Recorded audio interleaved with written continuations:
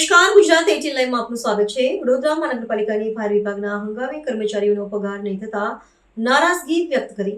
Contractor દ્વારા 1 મહિનાનો બાકી પગાર નહીં ચૂકવવામાં આવતા કર્મચારીઓ થયા નારાજ। ઇમરજન્સીમાં આવતા ફાયર વિભાગના કર્મચારીઓનો તહેવાર અને પગાર નહીં થયાના આક્ષેપ। જીવના જોખમે ફરજો બજાવતા હોવા છતાં પણ પગારના વલખા તંત્ર સામે વ્યક્ત કરી નારાજગી। ફાયરનો પોશાક પણ નહીં મળતા હોવાનો આક્ષેપ। પગાર યોગ્ય સમય નહીં થાય તો આંદોલન પર જવાની ચીમકી। 100 જેટલા હંગામી કર્મચારીઓના ગત ફેબ્રુઆરી મહિનાનો નથી થયો પગાર। પૂરતો પગાર પણ નહીં મળતો હોવાની બૂમો તંત્ર દ્વારા મળી રહ્યા છે ઉડાવ જવાબો। અમારો પગાર નથી થયો। કેટલા મહિનાનો પગાર નથી? ફેબ્રુઆરી મહિના। કેમ નથી થઈ રહ્યો?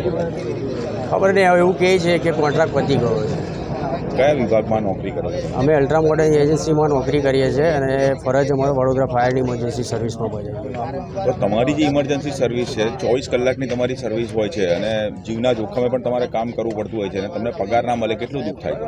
દુઃખ તો થાય છે, પણ હવે અધિકારીથી લઈને કોન્ટ્રાક્ટરથી લઈને બધાને અમે જાણ કરેલ છે। હવે આગળ શું થાય છે તે જોયો।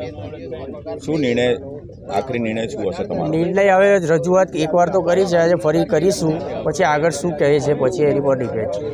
24 અવરથી નોકરીને આ પરિણામ? આ પરિણામ અમે ભોગવી રહ્યા છીએ। કેમ મજબૂર છો તમે ભોગવવા માટે?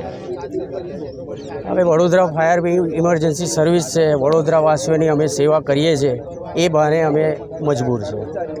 શું નામ તમારું? ચેતન પરમાર। નવલખી ગ્રાઉન્ડમાં પગાર માટે ભેગી થયેલા છે। આજે 19 તારીખ થઈ ગઈ, ફેબ્રુઆરી પગાર આપ્યું નથી। હવે કાલે અમારી ઈજ છે।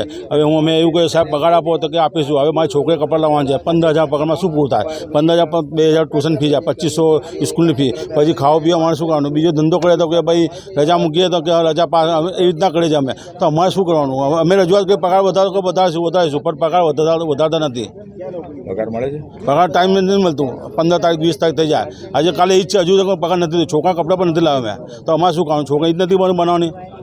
તમારી સર્વિસ તો 24 કલાકની ને યુનિફોર્મ પણ અમારે 24 કલાક યુનિફોર્મ પણ નથી આપ્યું અમને, ને યુનિફોર્મમાં પણ માપ લઈ ગયા, બૂટ પણ નથી આપ્યા। કે પછી અમને જે બંદોબસ્તમાં કે કેમ બૂટ નથી, તો અમે શું કહે સાહેબને કે અપાવો, તો કે અમે રજૂઆત કરી છે, તો હજુ રજૂઆત કરતા જ નથી અમારી લોકો અધિકારીને કીધું કે ભાઈ અપાઈશું, કોન્ટ્રાક્ટર કે આપ્યું, ખાલી ટી-શર્ટ આપી દે, બીજું કોઈ વસ્તુ આપી નથી। તો ઇમરજન્સી સર્વિસનું આ પરિણામ? આ જો સરકાર કેવું કે રીતના ખબર જ નહીં પડતી। ઇમરજન્સી સર્વિસ અમે કોઈ પણ દિવસ ઇમરજન્સી બોલો, અમે ઘરે હોય કે આવી જાઓ ડબલ કરો, અમે ના પાડતા જ નહીં કોઈ દાડે, તો અમે ચોપડામાં જોઈ લો, અમે ડબલ કરેલી છે। કોઈ પણ કામગીરી હોય, કોઈ પણ દિવસ જેવું કે હમણાં આ બોટ કાન હતું, પછી પેલું પુલ આવ્યું હતું, તારે અમે 3 દિવસ લગીને ત્યાં રોકાયા હતા। અમારું ઘર બાજુ ત્યાં રોકાતા હતા, અમારે ઓફિસમાં રોકાતા હતા, અમને જમવાની સુવિધા મળતી હતી, પણ અમારે શું કરવાનું? પગાર તો વધુ જોઈએ ને।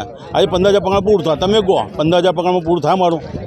2,500 સ્કૂલની ફી, 2,000 ટ્યુશન ફી, 15,000નો પગાર એ બી ટાઈમ પર નથી મળી, ટાઈમ પર નહીં મળતું। 15,000 પગારમાં અમારું પછી 2-3,000 અમારું ઇમરજન્સી હોય, બીમાર થાય, મમ્મી બીમાર થાય તો બીમાર, અમારી પછી બીજી રજા કપાય, અમારે રજા પડે 8-10 હજાર અમારી રજા કપાય, તો અમારે સાહેબ શું હાથમાં? અમારી એક રજૂઆત છે કે અમારો પગાર વધારી દો, અમારો પગાર 25,000 રૂપિયા જેવો અમારો પગાર જોઈએ। અમારી રજૂઆત પઠાણ ગુલામ નબી।